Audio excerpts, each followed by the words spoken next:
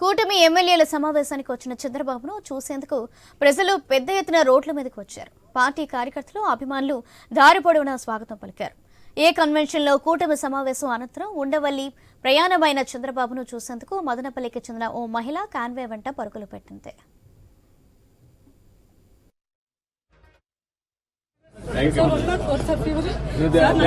నువ్వు హాస్పిటల్లో కొంచెం చూసుకో, మెడికల్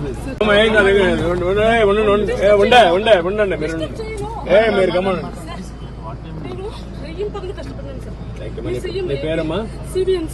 నా ప్రాణం సార్. నీ పేరమ్మా? Sir Nandini sir, Madanapalle sir. Thank you ఒక్కసారి కాల్ పట్టుకుంటాను సార్. ఆ మహిళను కారులో నుంచి చూసిన చంద్రబాబు వెంటనే కాన్వేను ఆపి ఆ మహిళను దగ్గరకు పిలిచి మాట్లాడారు. తనది మదనపల్లి అని, తన పేరు నందిని అని చెప్పిన ఆ మహిళ చంద్రబాబుపై అభిమానంతో చూడటానికి వచ్చారు అని చెప్పింది.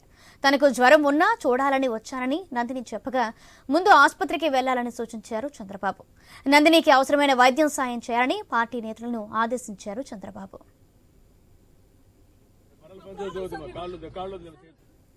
రైట్, ఇదే విషయానికి సంబంధించి మరింత సమాచారం మా ప్రతినిధి హరీష్ అందిస్తారు. హరీష్,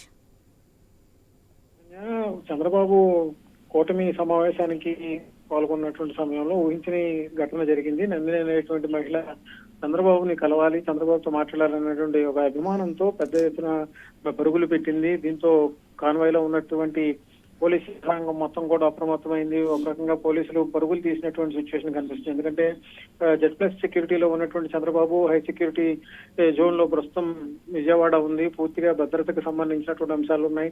NSGకి సంబంధించినటువంటి కమాండో చంద్రబాబుని చుట్టుముట్టినటువంటి పరిస్థితి ఉంది. ఎందుకంటే ఊహించని రీతిలో ఒక మహిళ పరిగెత్తుకుని కాన్వాయ్లోకి రావడం, కాన్వాయ్లోకి వచ్చిన తర్వాత ఆమె అభిమానం చాటుకునేందుకు వచ్చిందని చెప్పి తెలుసుకున్నప్పటికీ కూడా ఇది భద్రతకు సంబంధించినటువంటి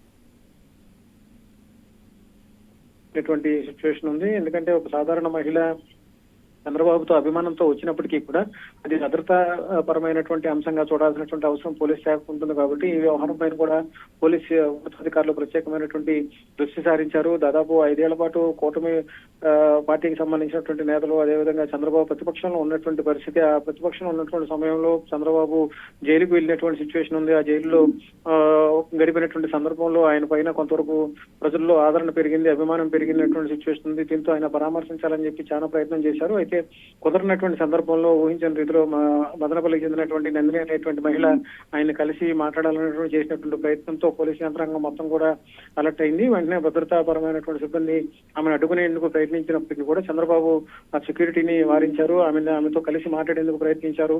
ఆమెతో ఫోటోలు దిగి ఆమెని సంతోషపెట్టేటువంటి ప్రయత్నం చేశారు. ఆమె అభిమానం చూపించిన విధానం పట్ల చంద్రబాబు కూడా ఆశ్చర్యానికి గురైనటువంటి సిచ్యువేషన్ ఉంది. ఎందుకంటే అంత స్పీడ్ లో కాన్వాయ్ వెళ్తున్నప్పుడు ఒక మహిళ పరుగులు పెట్టుకుంటూ కాన్వాయ్ వెంట పరిగెత్తుకుంటూ రావడం కూడా చూసిన వాళ్ళందరినీ కూడా ఆశ్చర్యానికి గురి ఉంది. ఈ అభిమానం వల్ల ఇంత భారీ స్థాయిలో మీరు గెలిచారు అని కూడా మహిళ చంద్రబాబుతో అనడంతో ఆయన కూడా సంతోషం వ్యక్తం చేసినటువంటి సిచ్యువేషన్ ఉంది. మొత్తం మీద చూసుకుంటే కనుక ఊహించని విధంగా జరిగినటువంటి ఘటన అయినప్పటికీ భద్రతాపరమైనటువంటి అంశం ముడిపడి ఉండడంతో పోలీస్ యంత్రాంగం కొంతవరకు కూడా ఆందోళన వ్యక్తం చేసింది. అయితే మహిళ అభిమానంతో రావటం, చంద్రబాబును కలిసేందుకు ప్రయత్నం చేయటం, ఆయనకి తన మద్దతు తెలిపే ప్రయత్నం చేయటం చూసినటువంటి వాళ్ళందరూ కూడా ఆశ్చర్యానికి గురైనటువంటి situation. Soujanya. Right, thank you Harish. నీ పేరమ్మా? CBN sir. నా ప్రాణం సార్. నీ పేరమ్మా? Sir Nandini sir, Madanapalle sir. Thank you ఒక్కసారి కాల్ పట్టుకుంటాను సార్.